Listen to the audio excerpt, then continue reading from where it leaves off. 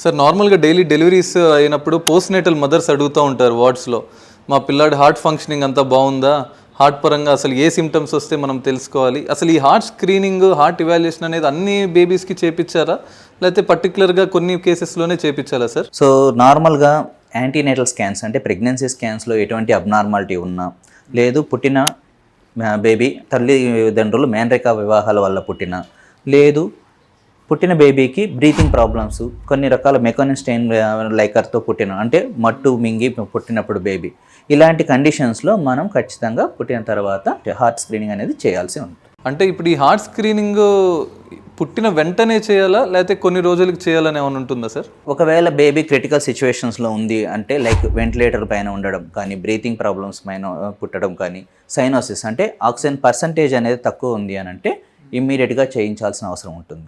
లేదు ప్రెగ్నెన్సీ స్కాన్లో అనామలీస్తో కానీ, ఇలా మేనరిక వివాహాలతో కానీ ఇలాంటి సిండ్రోమ్ ఏదైనా బేబీస్ ఉంటే వాళ్ళకు పుట్టిన 48 గంటల తర్వాత మనం హార్ట్ స్క్రీనింగ్ అనేది చేయించాల్సిన అవసరం ఉంటుంది. ఇప్పుడు మనం అందరు బేబీస్కి పల్స్ ఆక్సిమీటర్ స్క్రీనింగ్ అని చేస్తున్నాం కదా సార్, అసలు పల్స్ ఆక్సిమీటర్ స్క్రీనింగ్ అంటే ఏంటి? పుట్టిన తర్వాత బేబీ యొక్క ఆక్సిజన్ పర్సంటేజ్, హార్ట్ బీటింగ్ అనేది పల్స్ ఆక్సిమీటర్ అనే మెషిన్ ద్వారా చెక్ చేస్తాం. ఈ మెషిన్ ద్వారా మనకి ఏంటి అంటే మన కాళ్ళు చేతులకు ఎంత ఆక్సిజన్ పర్సంటేజ్ అనేది చేరుతుంది అనేది తెలుసుకుంటాం. మామూలుగా నార్మల్గా అందరికీ కాళ్ళకు కానీ చేతులకు కానీ 95% కంటే ఎక్కువ ఉంటుంది.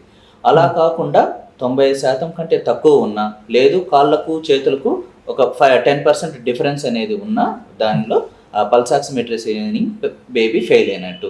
ఇలాంటి వాళ్ళకు ఖచ్చితంగా మనం మళ్ళీ 1 అవర్ తర్వాత మళ్ళీ రీచెక్ చేసుకొని అందులో కూడా ప్రాబ్లం ఉంది అని అనిపిస్తే ఇమ్మీడియట్గా హార్ట్కు స్క్రీనింగ్ కోసం పంపించాల్సి. అప్పుడు ఎక్కువ చేయాల్సిన అవసరం పడుతుంది. ఓకే.